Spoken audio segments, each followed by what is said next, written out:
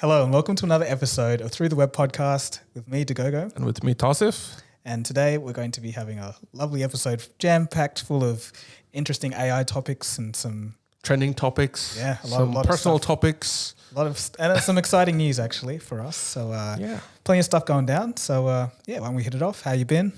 I've been good. I've been, I think it's the summer sun. I love the sun. Okay. So it just makes me feel like, things are happening. Yeah. And things are happening. I get that. So it feels nicer. Yeah. How are you? Yeah, no, I think it's a little too hot. It is a little too hot. This week especially was really hot. Yeah, but it hasn't been too bad. I've been good. Just doing cold fusion work, etc. And catching up on some of the tech news. There's a lot going on. It's too much, and some exciting news from our end as well in some ways. Yeah. Why don't we actually start with that? How about that? Let's start with that. The news is that we will likely be moving to our own new studio for the podcast / Cold Fusion headquarters for the first time in Cold Fusion's history. Took you about 10 years. Hey, I work lean. The best way, honestly, given how some companies just launch, skyrocket, and then it's better to go lean. Build a good foundation. So we're moving to a new studio. Pretty free with how we design it, so it could be custom fit. So maybe give us some suggestions on what you guys think a good podcast background could look like. We're thinking of getting 2 couches with a nice shelf in the background, some plants, but open to suggestions. Let us know what you think. Like what other podcasts, I guess, do you guys listen to or even watch that we could perhaps take inspiration from as well? I mean, we do listen to a few podcasts, but it seems like most of it is, and as we're kind of researching, it seems like a lot of them are quite similar. I think there's like a podcast style that kind of has settled in a lot of cases. But I'd say the funny thing is the biggest podcasts in the world don't care about how they look. Like the Joe Rogan set's just horrendous. Madness. Like Lex Friedman one is just literally black. And then I think he's been traveling and doing a lot of the episodes as well. And even then it's like just a I don't know. Like I guess the content's the king, Of course. But at the same time, I think we're both into aesthetics of the location and things of that sort. So it'd be nice to kind of, design our own space. And I was telling you just earlier, it'd be cool to get like a big cardboard and just spray paint Cold Fusion on it and then do the whole Jeff Bezos picture. I guess those who've been listening and probably know which picture I'm talking about.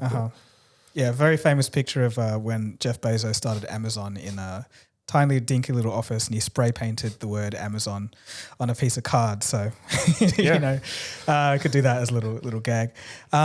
Is there anything interesting that you've watched this week? So watched a lot of things actually. One was about the whole ticketing situation. So I don't know if you've been following the whole Taylor Swift and then the Bad Bunny situation in North America, things of that sort. And recently, so John Mayer, who I follow a lot, he announced his solo tour in the US, and there's this group of John Mayer fans who on Facebook, and they've been just complaining about how ticket prices have been crazy, and the floor prices started from like 700 USD and things of that sort. And I just, the whole Taylor Swift situation as well, when I saw it on the news, made me think, what's actually happening with this whole thing? And it's actually a very common problem that's been going around for years, and it's kind of slowly getting to a point where even the U.S. Congress is looking into dividing and separating the whole Ticketmaster and Live Nation stuff. So I want to do actually a deeper dive into this stuff. So maybe some other day we'll cover this topic in details. But just watched a few videos on that. But other than that, the whole MrBeast video as well. That's something I thought was quite interesting, where he cured the blindness of 1,000 people around the world. But on the surface, it seems like a very simple, straightforward idea. But the thing that caught my eye was, no pun intended, the thing that caught my eye was the reaction, or the reactions that followed. It was very interesting, to say the least. But also probably one of his most viewed videos as well. Yeah. So Sorry, were you done with that? Oh yeah. Okay. Have you watched the video? Yeah, I have, and I've seen the reactions and reactions to the reactions. But I found it. It's not surprising. Like I think we're just in a world now where everyone has to find something to hate about everything, even though the thing is as good as it can be. People just must hate. It's just the way it is. But I think some of those reactions came from the viewpoint of not understanding MrBeast's business model, because some of those people were saying, "Hey, he's just doing this to create clout." To everyone look at me, look how good I am, look at the stuff I'm doing. But the thing, and just to get views and clicks and stuff. But the thing is, those views and clicks are actually what enables him to do this, for the next video or whatever. So obviously, that's even leaving beside that doing this was a great thing, and it's changed a lot of lives. And these people would have been, I guess, in a way different position if he didn't do this. And it also kind of makes you think about governments in general and what's going on, especially in the United States. You have a country, I don't want to get political, but man, you've got a country that's spending like hundreds of billions on military expenditure and just wasting money on things that aren't as important as giving this money to people who really need it for either medical procedures or to help people who need some kind of aid in that sense. Imagine if they spent half the military budget on just doing things like this, the country would be transformed within a couple of years. So it really highlights and shines an issue on that. And I think MrBeast took that and ran with it when he announced, I think jokingly, that he was going to run for US president. So he actually mentioned it in a few podcasts in the past. Oh, really? Yeah, where he has kind of not expressed direct interest, but there were topics about it because, from a pure numbers perspective, it's appealing that so many people do it. He could do it if he really wanted to. All his viewers aren't in the United States, though. True, but he does have a lot of pull there, and if Trump could do it, essentially from the entertainment business and business entertainment, and then moving into becoming a president, it's not completely out of the picture. And also, if you look at so many different actors in the past who've kind of Reagan, played around with that. With the political sphere, it's not completely out of the question. So I feel that's Yeah. The thing is, at this point, it's like, why not? Why not? Exactly. Everyone who's running is like 40,000. I think it's a US problem as well, as you mentioned. It's a global thing. Governments around the world is to if a YouTuber with, granted, he has a lot of influence and a lot of money to spend on these kind of things, but if he could do it, why aren't governments or institutions even I think somebody mentioned about religious institutions, somebody mentioned about medical professionals themselves, and I think a lot of medical professionals do that. I know that a lot of doctors perform surgeries for free or of low cost or no cost, or goes to certain missions or areas where they can help. So I think a lot of individuals are doing it, but then it comes to the point where can these institutions at scale who can actually help do these things? And I think one interesting tweet that MrBeast kind of tweeted after was even from a purely financial point of view, that I'm spending money to help these people. The ROI is that these people can then come back to work and then contribute to taxes and essentially help rebuild or continue to build the countries and or help the society essentially. So I think even from a financial ROI, it just seems like a no-brainer. I think for us sitting here and saying that it makes sense, but then if you think about political institutions, usually when something gets done, it's because there's money behind it, such as a lobbying group or a political interest in saying that this will get you elected for the next 4 years. So things that are long-term or don't have a direct monetary impact and benefit for the government in terms of immediately or a donation or whatever. I think that those things are kind of left on the back burner. So it's sad, but it's good he did it, but it's sad that it's kind of blown wide open. Everyone's like, hang on a second. And I guess there was also this other topic about creators themselves who use these kind of video genre to get more views and clicks, or I guess there's a whole thing to it. I think it's called sympathy porn or something like that, where you're trying to get the sympathy out of the viewers and essentially get more views through that. And there are individuals who do that, I've seen some bad ones, really bad ones where you know that you can just tell they're doing it entirely for the clout and for views and likes and things of that sort. But my question to you is that, do you think despite that, is is this okay? Like say, okay, like there's a few creators who are doing it entirely for likes and views. And MrBeast definitely is not one of them, and knowing what we know about him. But for others, on a smaller scale who do it on TikTok or others, just, here's $100, $1,000 to people on the street and just to get a few likes on their videos. Like, do you think that's okay? The thing is, like, we don't know what's going on in their mind. Yeah. So that's the hardest thing. So I would say if they're doing it genuinely because they have the means and they want to, do want to help people, and they're filming it because, like, yes, it will help them out in a certain way, but it's not the only reason that they're doing it. I'd say that's okay. But if the incentives are pointing the wrong way and it's like, you're just doing this for show, you don't care about these people that you're giving the money to, or you take it back when the cameras are off, But that would be insane. I don't know if anybody does that. Well, hey, like knowing people out there. True. Someone might. Yeah. But yeah, I'm just saying. Well, that's kind of a joke. But if the incentives are pointing the wrong way and they're not doing it for the right reasons, then I think that's wrong. But I don't really have a problem with it. If it's helping, it's a mutually beneficial thing. Hey, look, I get a little bit of publicity. It's but I also want to do this and I'm helping someone. I think that's okay. Yeah, I think so too. I think that there's a net positive to that. Like, sure, yeah, okay, if you're doing it for views and stuff, that's fine. But if you're actually helping someone out, that's good. But if somebody's taking that money back, actually, I saw a funny meme video right after the MrBeast one where it's like, MrBeast enables blindness in 1,000 people, and then the whole video is in reverse. So it's just people putting back their patches. There's a whole meme genre like that. It's wow. It's funny, but it is what it is. What about you? What did you watch this week? I watched a whole bunch of stuff. Nothing. Well, okay. So I don't know. I'm going to do this thing where I provide a choice. Okay. The origins of E equals MC squared, or TikTok girls in the gym gone wild.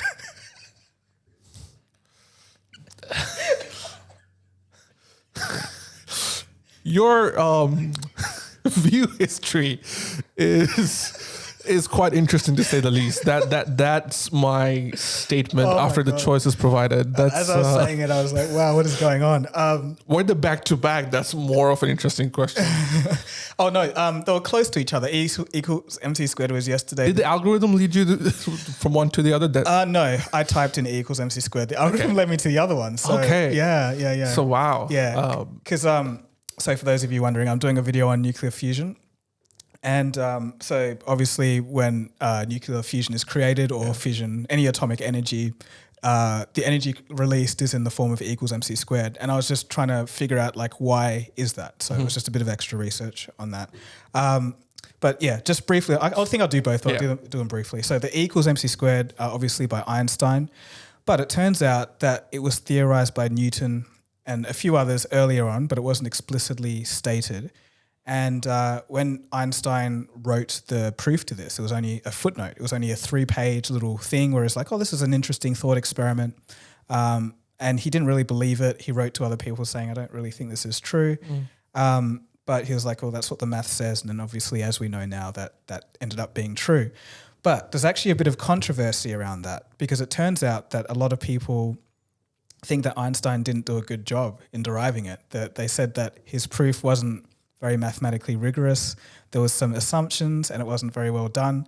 And so it turns out, unbeknownst to me, there's this whole debate online as if Einstein actually did it the right way or not. So, everyone thinks Einstein, well, he is a genius, obviously, but there are some people who are like, it's not quite right. So I found that quite interesting. Is it just, do you think they're just contrarians, or is there actually some... No, there is some merit to it. Yeah. And there's actually, there's been papers, there's even one published this year who kind of went through the same way, the guy kind of went through the same way, but did everything a lot more mathematically rigorous. I'm not going to pretend to understand every little bit of it, but I just thought that was very interesting. All right, so the TikTok girls gone mad in the gym. So I don't know if you've heard about this story of this TikToker or influencer who went viral on Twitter for setting up a camera and then doing some weights or something, and there was some guy in the background who was just kind of doing his own thing. Maybe looked over once or twice, and then she was like, "Oh, this is disgusting," blah blah blah. And everyone ripped on her and just like said, "This is ridiculous." But it turns out, I don't know if she started it, or it just kind of is at the same time. But there's a whole trend of this. Yes. So there's this guy called Joey Swole or something like that. That's on TikTok or just online, really. Yeah. And he's like this really ripped dude, and his whole thing is he talks about gym etiquettes and like just the overall way people should conduct themselves. This is mostly they're very positive, wholesome takes, right? And the way he does it is he'd probably some of these videos like those where either girls would be filming themselves, doing workouts, and then if somebody looks at them, then the girl rips into that guy, and then or vice versa. And then Joey Swole, I think his name is online. He does a reaction to those videos and says that he basically puts them into their places and saying that, hey, look, just because somebody looked over once or twice doesn't mean that they're harassing you or doing anything wrong. Sometimes they just want to use the machine that you're on. Sometimes they just you're on the way or something like that. But that's not to say there aren't creeps in the gym and things of the sort, right? Yeah. But just this video is going over some of the more ridiculous ones. Yeah, this one really blew up on Twitter and stuff. But there was this one where it was like this lady who was like using her weights. Obviously, she had her phone like here. And then she was like, "Oh, look at this creep," or whatever. And the guy literally just walked up to his machine and sat down. He didn't even look at her. And it was like, what? Yeah, it's I don't know. Like a lot of it is like that. But then there are also videos where there are people like asking, for example, that, hey, permission for like, hey, I'm on your view. Is it okay if I just go past? And then the girls are like, oh no, that's completely fine. I'm sorry. I'm just filming myself, trying to just look at my form and stuff like that. And most of the people actually do it for that reason, right? That they're trying to see if their form is okay, if they're putting up the weights right, and things of the sort. And most of them aren't even influencers, but it just became like a thing for attention. And it happens both ways as well. I've seen a lot of guys, for example, in the toilet, like just flexing and things of that sort, and a guy just walks past and he just says on the video, "Oh, look at this guy, just walking past me, doesn't even notice that I'm trying to do a video." And then Joey comes in and rips on the guy as well. Yeah. So it's a thing apparently. Yeah, I don't know. It's a whole gym. It kind of just makes you think like these people, I'm guessing 25 and younger, but it's not looking good. It's just over, man. Yeah, it's just one of those random things. It just happens. It'll. But the thing is, I don't know. I would imagine that. Do you know anyone that would be like that? I don't think I do. Probably like 1 in 100 people or something like that who would be that kind of obnoxious, and they're usually in their own circles where they think they're all that and would just think that rest of the world is just NPCs and they're the main character. And this is a whole thing online as well where they feel the need that they're the only people around in the whole world, right? So yeah, other than that, I actually don't really know. You're right. A lot of it is just vocal minority that just gets blown out of proportions. And I guess the social media aspect of amplifying that makes it look worse than it is. But it's just the fact that anyone does this at all is shocking to me, and the fact that there's more than one. So. But what's more shocking is how E equals MC squared led you to this. I think they weren't directly related. I think once these social media platforms, algorithms, do it the other way around. So if you start searching, I'd love that. And then they start recommending E equals MC square like videos, that's when okay, finally the world's going to the right place. So. No, but I have, just as a side point, I have been getting quite annoyed with my YouTube recommendations. I've been having to like type in finance topics or science topics because I'm getting a lot of dumb stuff at the moment. Like as in things that are just stuff, it doesn't really help. I mean, you can just always click on it and say not interested or doesn't work. Yeah. I still get. I think it takes a few weeks. It's just like TikTok as well. It just takes a few weeks for it to really understand and learn your patterns. Well, the thing is, it was good, and then it's kind of like. I think they always try different things. Where they're. And I always get. Sorry, this is I'm just remembering. But every time, like, I open up a homepage or whatever and scroll through like the YouTube homepage, there's always one video with like 200 to 300 views of something random. Yeah, I've been getting that as well recently. I think. I think that's good in some ways because they're trying to promote like smaller channels. I've been actually getting that a lot. Like very small, like few hundred views videos. So I think that's actually a positive in some ways. But the problem is that the quality usually isn't that good. Yeah. But anyway, it would be good to see quality videos that get low views because that way you can. But then how does the algorithm know what's quality or not? I think we're getting there. We'll get there. Watch time should be an indication. But anyway, you reckon? Of course. Okay. Like, if it's a robot AI voice saying something, then you got to click off straight away. But, Actually, on that note. Actually, I got something on that note too. Okay. But anyway, you go you first. go first. Okay. Okay, I'll go crossing the streets. Okay. So, my computer science friend of mine who's back in Germany at the moment, he's like, man, I got something to show you. He's like, this is crazy. And he found this AI tool that essentially all it needs is like half an hour of your voice and then it can duplicate you. So it's like, I'm going to steal your voice. So he started with it and he's like, oh, this is what 10 minutes of work got me. And it was like a little sentence.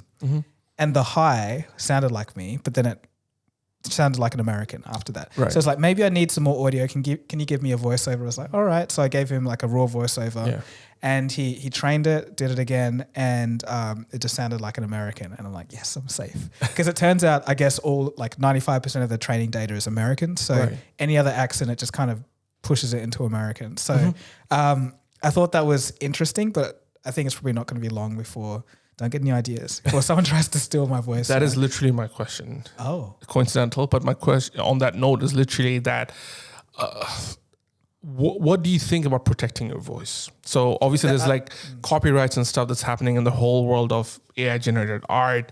The amount of TikToks that I'm seeing about starting your own side hustle with ChatGPT, churning out video ideas, then you have using it for scripts, and there's literally AI tools to make videos. All of it, like you can create a month's worth of content for small short videos in like half an hour, for example, right? Using AI generated voice and things of that sort. Now, for someone whose value proposition on the main YouTube channel has been your voice, and this is something we spoke about in the past, what's going on in your mind right now? Is that something you think about? I didn't really until my mate sent me this, and I was like, probably should start thinking a bit harder. But I remember a few years ago, maybe 5 years ago, I was talking with another team I was working with in terms of legal team and stuff, and they kind of brought up it was kind of like work insurance. That kind of was how the topic started. But they were like, I think I brought up copywriting my voice or something like that, or insuring it. And they were just saying that kind of thing is quite hard because there's very little precedent. There's not much to go on. So I don't know. I would like to do it, but where do you start kind of thing? Yeah, it's such an odd thing. Like maybe I should talk to Morgan Freeman or something. I mean, his voice is literally everywhere. Yeah. So I think it's... I wonder if someone's duplicated that. Yeah, I mean, I remember there was like a GPS that had his voice on, and a lot of assistant, and even like AI tools that let you do similar voiceovers. So, I don't know how he gets royalty out of it, if at all. What's if people use his voice, obviously he's this big celebrity and has a very recognizable voice. How would you do that in terms of a channel that's got 4 million subscribers and things of that sort? So I don't know, but I think for you, and this is something that I was thinking about, because we're slowly with Cold Fusion, we're expanding into different languages. So for those who don't know, we've got a German channel that's been doing. We're working with a German team who's been recreating the videos in German. We're also potentially looking at other languages as well. But then the voice over, it's the content that Dagogo produces is being used, but obviously the voice still, Dagogo can't speak German or Japanese or Spanish. So, Konnichiwa, Akkas. So things like that, for example, like what if you could use the AI to recreate your voice in those? I mean, would that protect your videos? I think that's the question.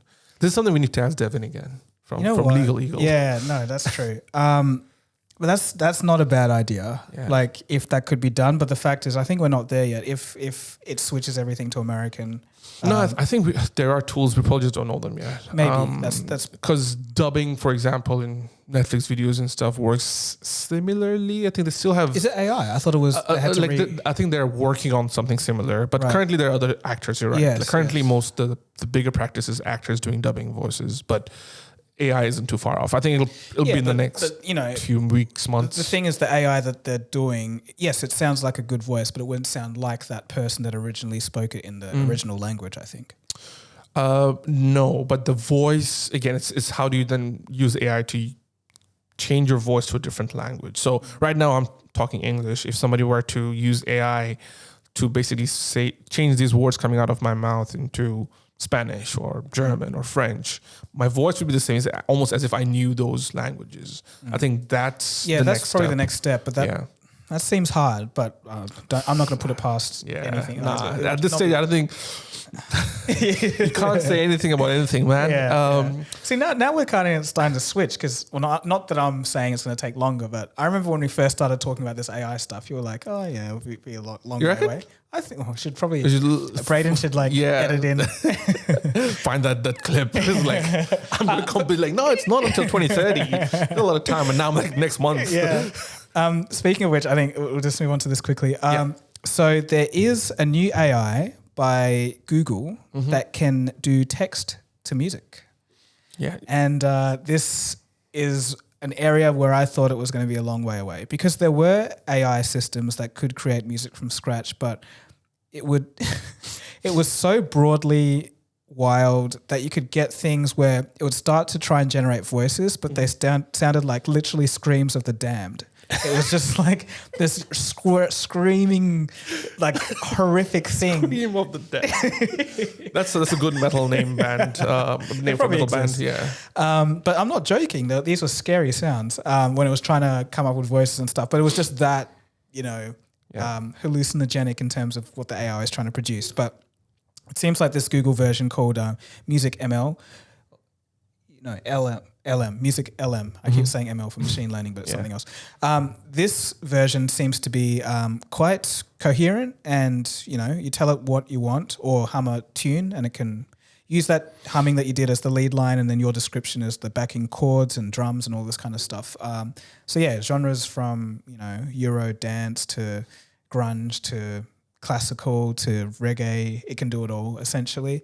But I feel like I guess if you got the stock plugins from any music software and you knew what you're doing, you could make it within like 10 to 20 minutes kind of thing. They all just plopped on top of each other and kind of that's the song. But, it's listenable. And we did an entire episode on will AI ever replace musicians? I think we did a few months back. And I think we landed on the idea that you still need that human element for music to be enjoyable. But I think as we kind of go deeper and deeper into the whole idea of how simple it is to, or how simple it will be to create music. Yeah, dude, I don't know. It's, I think, I know a lot of full-on musicians who are scared right now about the whole AI revolution and what it will do to their but the careers. Thing is, I feel like it might just be that whole 80-20 thing again. So yes, AI will get 80% of the way there, but that 20%, there's so much in that. Like, so for example, if you're producing, like it's like the choices that you have, like I guess the EQs that you have on a particular snare or how short you make that snare sample, like that can change things. It can make it snappier, punchier, or more laid back or whatever. But it's just very small things that involve decision. And I don't know, I feel like it will get you 80% of the way there, but there's just these other... I'm just... again, like Stable Diffusion came out in August 2022. DALL-E, we were talking about like middle of last year, Mid-Journey as well, and we're in the first month or second month actually. Second month of the year and of the new year, and it's so many things happening. It's like with the ChatGPT, and it's just I think we've opened the Pandora's box, and I think those little nuances of EQ and stuff, I think AI can and will replicate. Will be able to replicate. And look, I feel that this is the Luddite. Very rare. I'm very rarely a Luddite, but obviously I'm in this field quite a bit, so I feel like it it's just like you think it can't be. There's just so much in that, but AI obviously just learns the patterns, learns what's good, and might be able to replicate it. But on that note about the Pandora's box being opened, seems like ChatGPT has already been overtaken and is now extinct, gone. Poof. Another company who is made up of OpenAI employees has come along and created something called, what's it called? Claude AI, which is another chatbot, just like ChatGPT, but in ChatGPT, when they trained the whole system, they had an element of humans to actually reinforce and tell it what was right, what was good, what was bad. So it kind of learned from the humans, and that was in the training pipeline. But now this Claude AI, instead of using humans, they've removed that and just made an AI train the AI itself. So it ends up being better at things such as creative wording and all that kind of stuff, but as bad still at maths and things like that. But I find that, I don't know, like it's almost like you throw your hands up in the air because you just don't know what's going on anymore. No. There's just stuff flying everywhere. I've just, as you were talking about it, I just saw that they raised over $1 billion as well, and they're like the direct competitor to ChatGPT. So there you go. So it's it's all happening, and they've kind of quietly begun testing all this stuff. And it was, as I mentioned, co-founded by former employees of OpenAI as well. So they definitely know what they're up to. And is it going to be like? Is it available for use by public? Not that I know of. I think this is pretty new, right. But I think they've released testing. I mean, ChatGPT Plus is here for $20 a month. Yeah. But the thing is, I don't really like if you can still use it for free, but it just takes a little time. I don't really think that's worth, in my opinion, $20. What, paying $20 over? Yeah. I think again, if it's easier, it gives you more options, and then you don't run out of prompts and things of that sort. Yeah, if there's a limit on prompts, yes, I can see that. I think that'll probably be the differentiation as to what they get people. Did they mention that, or are you just I'm just assuming. But I can look into it. So it says the general access to ChatGPT, even during peak times, faster response times, priority access to new features and improvements. So I don't think prompts are limited. So I guess it depends what these new features are. Yeah. Like if there's a killer one, then all right. But as for now, I don't really see it being worth that much. But I'm sure companies and I guess institutions will pay for it. I mean, even individuals, like I won't be opposed to paying for it. I actually been using it a little bit for content and stuff like that, just to see what it turns out. I think obviously the prompt writing has to be really good to get really good results, and that's an aspect that is being almost overlooked in a lot of ways. Is the ability to write good prompts, and I think that could potentially end up being like a career at some point. Almost like thumbnail designers. Almost like thumbnail designers, like a very niche thing. But the thing is, I think that's going to last for a very short time. Before long, I think your prompts will have to be less and less good for it to understand what you're saying. I think that's how it's going to kind of turn. But I think even at its optimum level, you still need to be able to explain and describe how well you want the output to be. And I think, I guess maybe having a career in that is probably pushing it a bit too far, but I think it's not going to be that simple where you just explain something very, very, with just a few words. Why not? I don't understand why not. Because it's not, the thing is, it might not be what you initially thought, but the output would just be of such high quality. You're like, yeah, that is pretty good. And it's kind of like, I'm saying if you described everything poorly, it's like, it will just make the best of whatever you're saying. Because in what I have in my mind versus what someone else has in their mind with the same kind of similar minimal prompts would be subjective. So, for example, I'm thinking of, okay, I want a script for a video about, I don't know, tables. I don't know. I saw very table. creative. Very creative. Yeah. So a script about the history of tables, right? Something like that. If that's the same prompt I have, and that's very minimal, right? And 5 different people have 5 different prompts, then obviously it's going to come up with things that are very similar. Now, if you're not creative enough with your following prompts, to get exactly what you need. Maybe somebody needs it for a very detailed YouTube video. Maybe somebody needs it for a school project. Somebody needs it for something else. You need to be able to know how to write those prompts to get exactly what you need. But the thing is, even though you're not very good at writing prompts, you would say, can you do this for my school project? Or can you do this for a YouTube video? Right. It's still, I'm just saying, like, it will just get so good at writing whatever that it'll just be good enough that you're like, oh, that works, Though, on this topic still, OpenAI apparently is training ChatGPT to eventually replace software engineers. So they're literally writing their own code extinction. Their own job extinction. But the thing is, their own code extinction as well. But the thing is, it's just moving so quickly. It is. This is faster than I even anticipated. And also another news on that is that they've developed a tool, OpenAI, to detect AI text. Yes. So essentially, if you're, again, and will be very useful for universities and schools where there's already students using ChatGPT to maximum level to get essays and things of that sort, where the schools and universities and teachers could use this tool to detect if the text that was submitted was written by an AI or primarily written by AI. And I think that's good. Yeah, it's good. use but then you can just use Claude AI and then that's it. Yeah, and I think you can paraphrase it. And I think it's the starting point that a lot of kids or students will use. And I think that's fine. I think that's encouraged in a lot of in fact, a few schools are looking into teaching ChatGPT and how to use ChatGPT as a way of using it as a proper tool for research.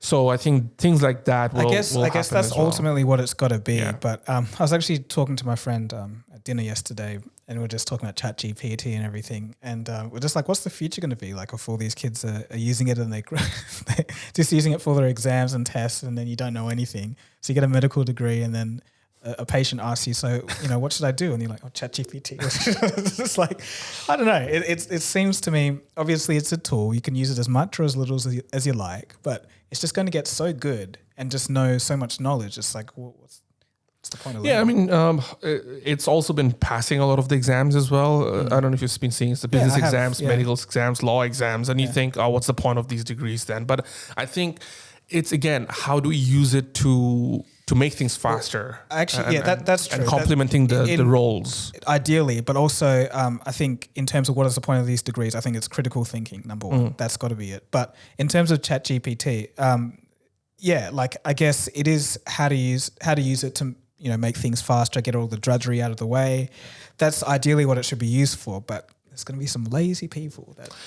Yeah, I mean, look, as you were saying that, like you're a doctor and then somebody asks you a question and then you look up. I mean, I've seen doctors do that with Google, like even now, right?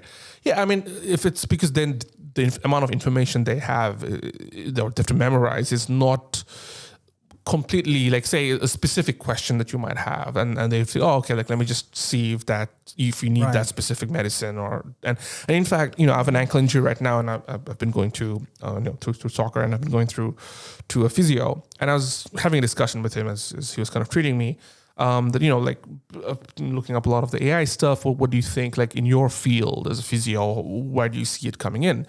And he said to me something along the lines of that, if I had a tool that could perhaps listen, like be a third person observer, and as you're explaining your situations of issues and going through the events of whatever injuries you have, that third person AI or whatever would be listening to my conversation with you as a physio and the patient, and it would give out information based on that conversation that, okay, these are the 5 possible diagnoses that could happen, and that will in fact let me dig deeper as the physio to see, okay, these are 3 or 5 different possibilities.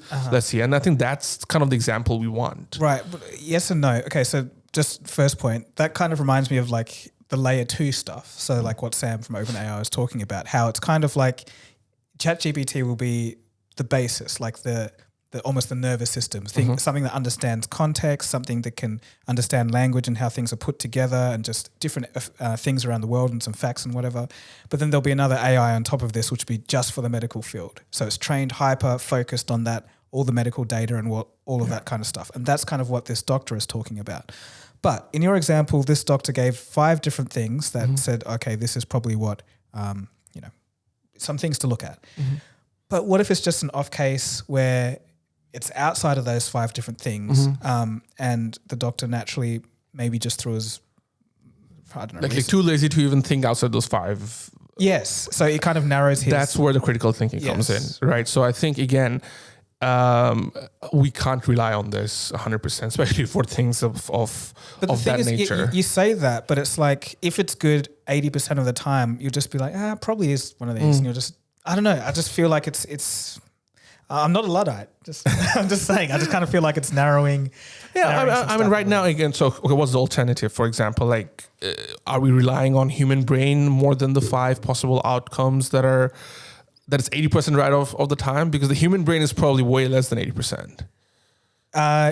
Yes, but because the amount of I'm just thinking of House, where there's some random little thing where it's like, and he like licks the table. It's like, that must be whatever. It's like things like that.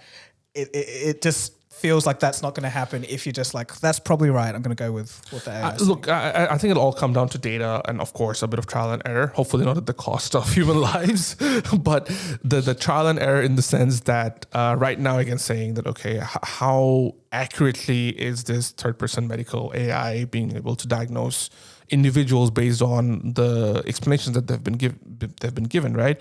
Versus historical data of doctors without using that. And if historically the doctors are getting, 60% of the times right, and this medical AI is getting 80%, you're right. Obviously, you want to go towards. If you're going to just look at the numbers and statistically it is just better. Yeah. I guess there isn't really. At the end of the day, you're still right. I think that critical thinking component has to be part of these professions who will be using these AI as a way to help them do things better, but not replace them completely. Yeah. I think that's gonna be difficult still. Yeah. But for how long, we don't know. Yeah. Well, it's we could keep talking about that for a long time. It's wild. I think, I don't know. It's exciting. Yeah, it is exciting, nerve-wracking, but I don't know, man. What do you guys think? Let us know. Yeah. Okay. I just do want to touch on this next thing. So the Galaxy S23 came out, or was announced, and there was an interesting part of it's the same as last year. I think phones are stagnating, that everyone kind of knows that, or they're just like saving the good stuff to 2-year gaps or whatever. I don't know what the case is, but anyway, so none of that stuff is interesting in terms of the processor and the camera, maybe little increments of improvement. But one thing that did strike me interesting in the presentation was the fact that this chip actually had a ray tracing module within it, as in the GPU. And I think that's the first time I've seen that. Could you elaborate what ray tracing is for those? Oh, sure. So ray tracing is essentially a method of producing light in a real-time environment, such as a video game or whatever, that mimics the way light moves in the real world. So the effect of that is essentially you get a more realistic scene than you get traditionally, because traditionally when you make a game, you say you have a shadow or something or a light, coming from somewhere, it's like pre-baked onto the scene. So what that means is like the artist would draw it just to make it look real. But if you change the light, it doesn't move. So essentially ray tracing just makes it look more realistic. So that's what the latest gen game consoles have, and obviously the graphics card and computers have. So that's what kind of separated mobile gaming from the higher end gaming. So I was looking at this and they showed a demo of an Unreal Engine game running, and I thought, it looked pretty good. Like I don't know if it was just made for that and it's not going to really exist or run on mobile hardware, but it just kind of got me thinking that maybe in a couple of years' time we'll be able to see stuff that does look console ready on these little chips. Because obviously Apple's kind of done it with their the MacBook Pros and stuff and iPads and whatever, but coming down to the phone level, we haven't really seen it, especially with ray tracing yet. So I thought that was quite interesting, because every year we're kind of seeing a 40% GPU increase. So in a couple of years we might be able to see something like that. Yeah, no, I think it's going to be interesting. But I actually have a question on that note to you again. So you already have a Samsung S something from a few years Galaxy ago? Note 10, I think. So it's literally that old that it's an extinct model. Right. And you recently got your MacBook that's on its way. Yes. Very exciting for you. Should be here in the next couple of weeks. Did I mention that in the last episode? You did, yeah, Okay. yeah. That's the first thing you mentioned. Okay, cool. And it's gonna hopefully be within the next couple of weeks. But now that you're going into the world of Apple, is the next upgrade going to be an iPhone? Such a good question. I think I'm just going to hold on to my Samsung until it just completely... It's actually starting to restart randomly every second day or something. I mean, that's a signal. It's time to upgrade. No, but I'm just going to stick with it until it completely dies. Maybe I'll do a backup quite soon. But the reason is I feel like if I get a Android phone now, I'm going to be annoyed that it doesn't do all the cool stuff with my MacBook. Yeah. I think that's a major selling point. So I'm just going to use this phone till it dies. Then I will... So the next phone will be an iPhone. To an iPhone. Wow. Yeah, man. Slowly getting into, they've got you. Dagogo. Yeah, this is tragic. I never thought that I'd see the day. Damn you, Steve Jobs. But it's happening. Yeah, no, I think it. Look, I'm not as much as a phone nerd as I used to be. So I used to but modify all the software, make it look cool, all these 3D launchers and all this stuff I used to do. But now just like, as long as it works, it's okay. I guess there's a few little things I'll miss from Android. Some of the openness. But honestly, as long as it does the job, I'm going to be happy, I think. I mean, we also have the other news of something on Apple glasses as well. So is that something going to get as well? Just have the full kind of... Might as well at this point. Might as well get the Apple car, even though it's unreleased. So Apple has had they haven't had a leak, but I think it was Mark Gurman, one of the famous Apple leakers. He came up with... I guess a list of stuff that he was hearing that the new Apple glasses will have. I think it's rumored to cost $3,000 US, and it is either coming out as soon as the end of this year or next year. And they were saying that it's been delayed quite a few times, but also there's some interesting features. So instead of having controllers, you'll have eye tracking, so we'll see where your hands are, and then it will be able to see if you want to pick something up or drop something or whatever just by a pincer movement. So essentially how the HoloLens and HoloLens 2 did things, I guess that's nothing new. But the most interesting thing out of these rumors was the fact that this headset would actually be able to have scanning of your whole body, but just with the headset. And it's not an emoji. It's actually like a realistic representation of yourself. And I was like, that's kind of crazy. Like, how were they going to do that? But then I thought about the, I don't know what it was called, but that thing where they put your iPhone on the MacBook and then it can see down, even though it's like at a right angle, essentially. So maybe we'll use that for the scanning, or I don't know if you have to scan your phone beforehand or whatever. But apparently this feature only works if you have a one-to-one FaceTime with someone or one-to-one VR conversation with someone, which tells me that it is processing intensive. So that means it must be live. So it's crazy. Apple must be pulling some magic. I'm not sure how that happens, that no other headset has that feature. But I thought that was one of the most... But it seems like they're definitely working hard on this, and it's going to come out. It's coming. But we don't know when. But yeah. My bet was on something, or the prediction was something big Apple doing this year. So I don't know if that'll still hold true. But let's see. Yeah. Because I don't know what Apple glasses then. I know they were like doing a few different things, but yeah, it seems like it's... So this has been rumored for a long time. Leaked patents were coming out. And they've been working on like cars and stuff like that as well. So I don't know. Look, I never believed that one from the get-go because it just didn't seem strong enough. Like, but there were strong leaks to suggest that they had something going on there. Yeah, but I don't think it was a full car. I think maybe it was some kind of integration. But yeah. But then again, Sony is now making a car. So yeah, I haven't looked into it, but something we can go into. It looks cool, but it's a weird idea. Anyway, they're partnering with Honda, so that makes sense. But yeah, go on. Well, the next topic is about TikTok for text. All right, so it's ex-Instagram co-founders Kevin Systrom and Mike Krieger. They've introduced a new thing called Artifact, and what it's supposed to be is basically the newest venture that gears its user base towards the next generation of social media. So what is it? It's essentially... I guess the simplest way to understand what Artifact is kind of TikTok, but for text and articles. So Artifact is from articles and fact. So what it does is it's maybe like an aggregator of news articles and facts. But the difference between what you see on Apple News or Google Reader is that it'll use very high level AI for these articles to pop up on your feed.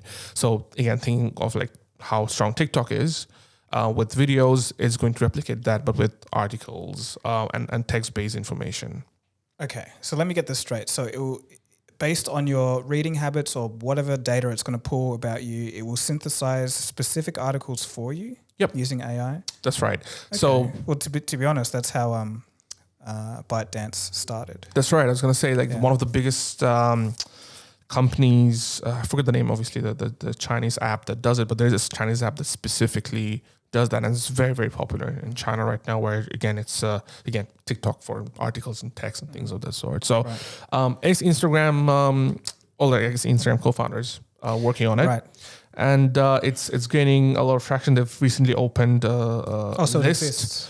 Yeah. Okay. So they've opened a list of soft launch. If anyone's interested in getting the soft launch version of the app, but basically, you tap on the articles that interest you, and Artifact will serve you similar posts and stories in the future. Just similar to what any other social media platform is.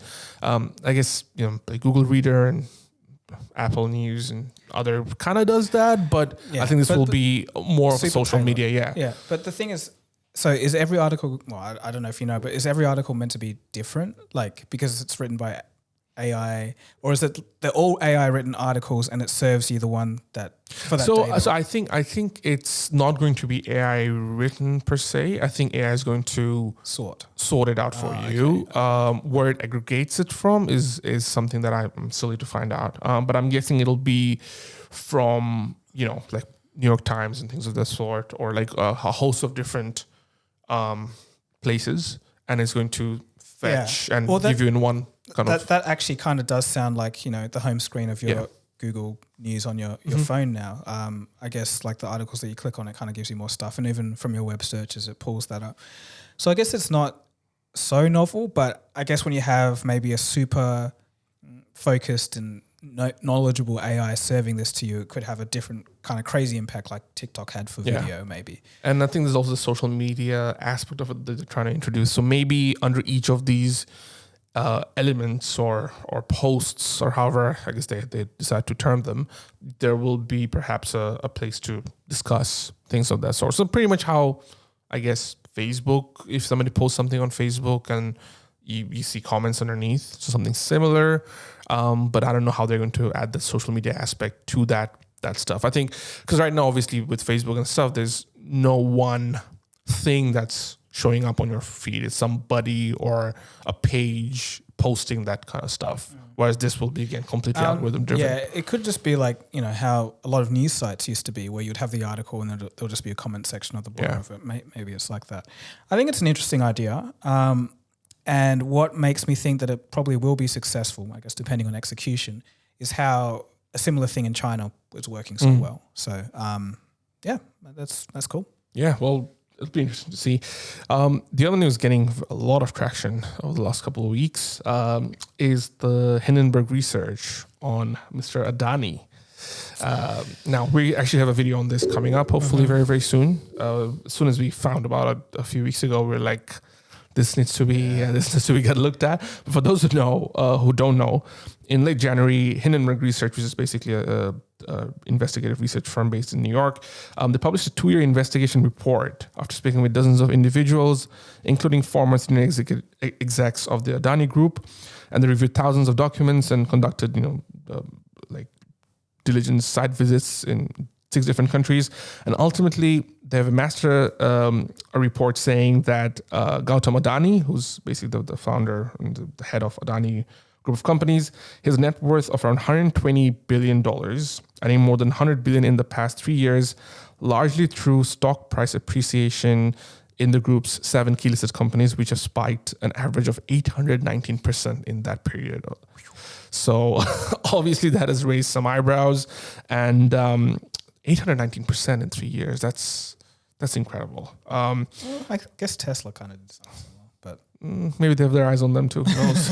But jokes aside, as soon as that happened, so this came out in late January. In the next few days, Adani, who was basically in the world's top 5 richest people, Forbes, he fell out of that list, and everything else that the group's companies had in terms of stock prices also started falling down. Yeah. So some of them went down as much as 18%. Well, actually 20%. So Adani Green Energy and Adani Transmission went down 20%, with a few others down like 5, 15, and so forth. Now, Hindenburg Research, they actually posted a list of questions for Adani to answer. So the report, and then they gave Adani the company to respond to the allegations. And instead, Adani kind of typically they didn't, and they said that we're going to come back with a lawsuit. To which Hindenburg Research posted a bit of a statement saying that in the 36 hours since we released our report, Adani hasn't addressed a single issue that we have raised. At the conclusion of our report, we asked 88 straightforward questions that we believe give the company a chance to be transparent. Thus far, Adani has answered none of those questions. Instead, we expect that Adani has resorted to bluster and threats. In a statement to media today, Adani referred to a report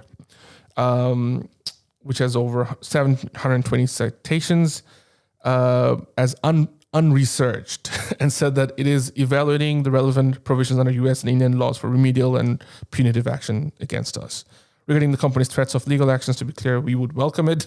We fully stand by report and believe any legal action taken against us would be meritless. If Adani is serious, it should also file suit in the US where we operate.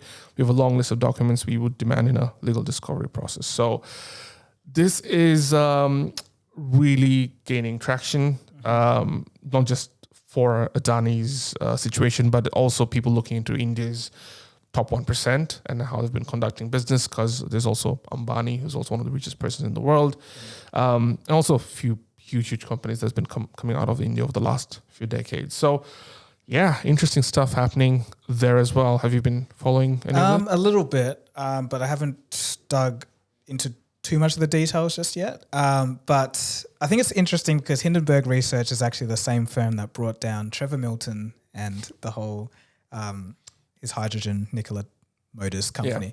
Yeah. But yeah, I think it's going to be interesting to see if Adani does have an actual proper response, because that's what happened with Trevor Milton as well. They're like, just answer these questions, and if the report's worthless, then Huh? I mean, just answer this question. The report's basically you're answering the question to the reports, and we don't have a foundation for. Yeah.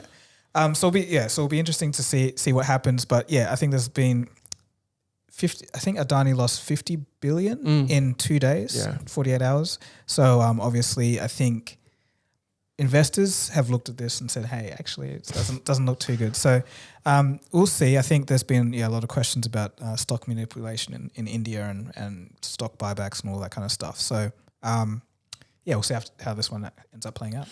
The funny thing is, a few companies, when things like this goes down, few groups of companies actually invest into these names when the prices are low, thinking that this could be like a discount. Yeah, it's so risky. It is, and so many companies. I don't know about the Trevor Milton one, but I'm sure if you dig deeper into that kind of stuff, I'm sure there will be companies who does that, and there are companies who've gained money out of situations like this, where in the off chance they have been right and the reports have been proven wrong.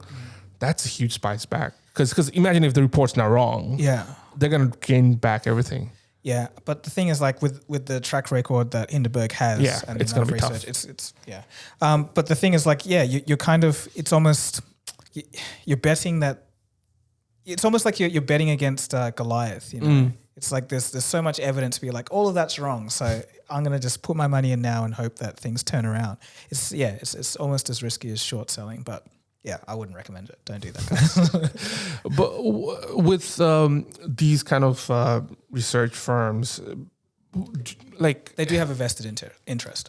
So how, like, do you know how they're funded? For example, like, is it like a completely independent body? Yeah, as far as I know, I think they're independent, but they are a short-selling research firm. So they put out all these research, and I guess they know that presumably they know that what they're saying is correct, but they know that the stock will drop, and then they'll short that drop, but also, get the convictions and everything because, they found the fraud. Right. So they have a vested interest in doing this, but usually what they find out is still correct. Right. Because otherwise, someone could poke a hole in that really quickly, and then the stock could bounce back up and they'll lose their money. So, yeah. Makes sense. Well, I don't have any other news today, but do you have anything else? No, I think that's it. Yeah. Okay, but as we were talking about the Screams of the Damned, I actually looked up and I found a band that is called Screams of the Damned. I told you. It's a verified artist with 0 monthly listeners. I don't know how that works out. They're going to get some now. That is if they have music, but how are they verified if... don't ask me, man. They have 0 monthly listeners. They have no songs. Show the camera or one of them. I don't know if that'll pick up. Screamers of the Damned, everyone. Yeah, so I don't know. That's gonna... But we'll obviously have the screenshot if that works. But nothing against you guys. If you guys are listening in, I was just a bit curious. Maybe get the Hindenburg research firm to do a bit of digging as to how you're verified and you've got 0 monthly listeners. So, but yeah, that's it from us this week. Okay. All right. Well, thanks for listening. Thanks for watching, and we'll catch you again for the next one. Cheers.